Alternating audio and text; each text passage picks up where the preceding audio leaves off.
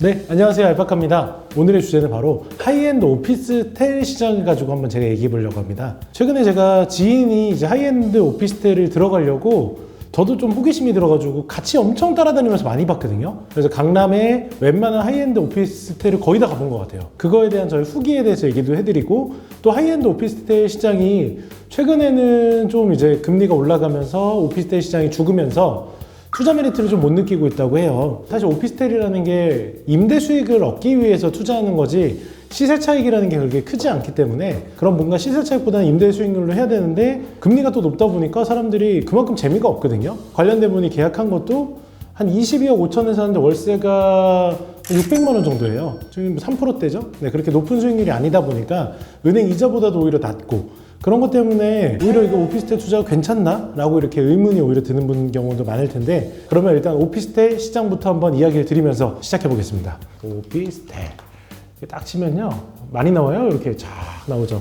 일단 오피스텔이라는 게 대체적으로 주거용 오피스텔이 있고 상업용 오피스텔이 있는데, 보통 여기서 측정하는 건 상업용 오피스텔이 많아요. 주거용 같은 경우는 도시형 생활주택이나 뭐 다른 아파트나 이런 걸 통해 가지고 사람들이 이제 거주하는 목적으로 많이 살고, 지금 제가 알아봤던 오피스텔 같은 경우는 사무용 오피스텔이 좀 포커싱이거든요.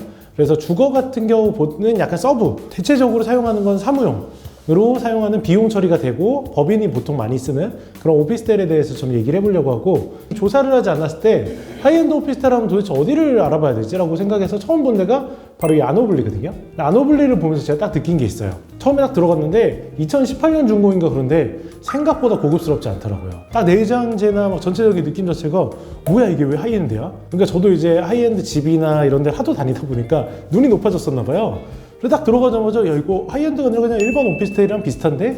약간 이런 느낌이 들었어요. 가장 좋은 위치 중에 하나가 있고, 그 다음에 뭐 발렛도 되고, 근데 요즘에 하이엔드 오피스텔은 발렛이 뭐 대부분 기본으로 되니까 건물 상태 딱 처음 외관도 너무 좋고 엘리베이터 좋고 막 보여지기 너무 좋잖아요. 그래서 그런 비주얼적인 거, 위치적인 거 이런 게 너무 좋다 보니까 오히려 내장재나 처음 느낌으로는 하이엔드 오피스텔이 아니지만 이런 장점들이 오히려 하이엔드 오피스텔을 이다라고 보이게끔 만들지 않았나라는 생각이 들어요. 그래서 제가 아노블리를 보면서 느낀 게 그럼 여기 말고 다른 데는 있나? 하고 PM 플러스 봤는데 PM 플러스는 되게 오래됐어요.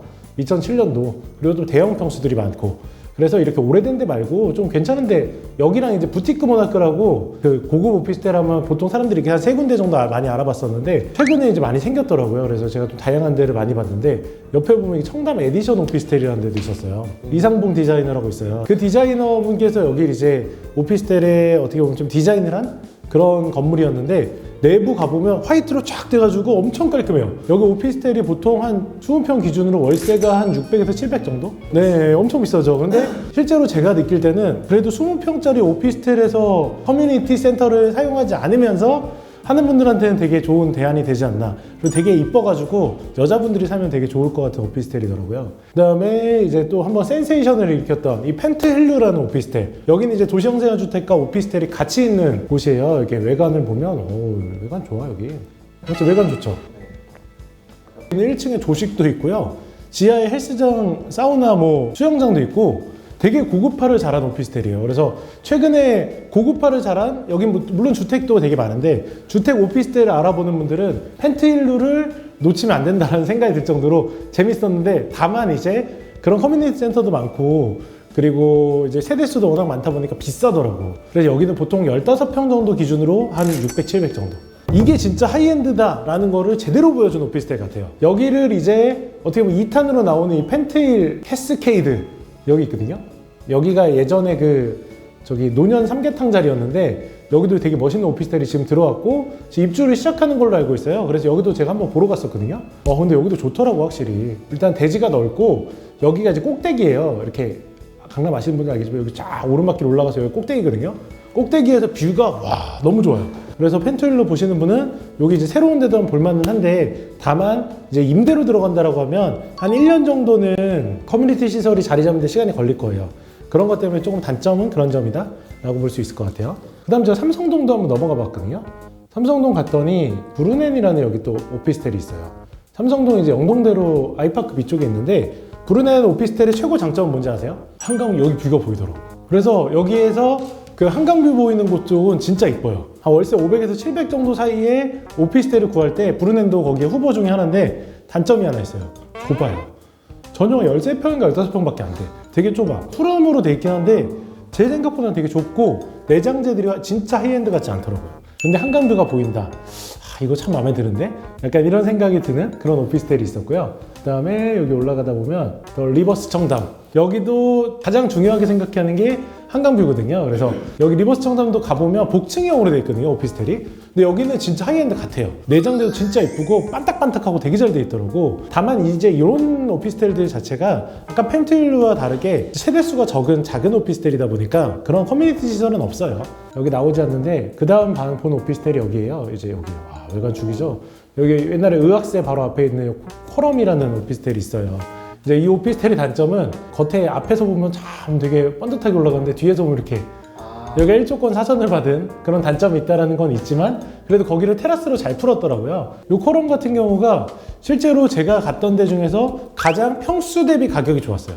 전용 한 25평 정도에 월세 600 정도니까 되게 평수 대비 되게 좋았다. 그리고 커뮤니티 시설을 굳이 이용하지 않는 사람이라고 하면 다른 굳이 하이엔드 오피스텔보다는 여기가 낫지 않았나라는 생각이 드는 그 정도로는 되게 좋았던 오피스텔이었고요. 내장재가 약간 하이엔드와 일반의 약간 경계선? 아까 봤었던 펜트윌루나 뭐 다른 곳들에 비하면 좀 내장재가 엄청나게 뛰어나진 않은데 그리고 테라스를 되게 쓰기 편하더라고요. 실제로 뭐 사용하는 목적이 내가 뭐 커뮤니티보다는 좀 더 넓고 쾌적한 면적을 쓰겠다라고 하는 분들한테는 되게 추천을 할 수 있는 오피스텔이었어요. 제가 이제 오피스텔들을 많이 알아보면서 느낀 게 강남 오피스텔도 그렇고 최근에 뭐 여의도에도 되게 하이엔드 오피스텔이 많이 생기잖아요. 그런 하이엔드 오피스텔들이 생기면 그런 뭔가 메이저 오피스텔 물론 그런 데도 되게 좋은데 그런 것을 비슷하게 따라한 중소형 오피스텔도 굉장히 좋은 데가 많거든요. 그래서 오피스텔 알아보실 때는 그런 하이엔드 대형 오피스텔들을 들어가는 걸 이렇게 찾아보고 뭐 알아보고 이런 것도 좋은데 그거 외에도 다른 오피스텔이 어떤 게 있는지도 한번 찾아보시면 되게 도움이 될 것 같아요. 아무튼 저희가 오피스텔 같은 경우는 이런 식으로 제가 한번 강남에 있는 오피스텔들을 종합하면서 한번 이야기를 드렸던 것 같고 그리고 이제 하이엔드 오피스 관련된 건데 이번에 저희도 건물 2개 짓고 이제 또 팔고 땅을 사서 지으려고 계획을 하고 있는데 저는 하이엔드 오피스를 한번 지어보려고요. 예를 들어가지고 우리가 평당 1,000만 원의 건물을 짓고 오피스를 멋있게 만든다고 하면 그거보다 더 비용 많이 들여서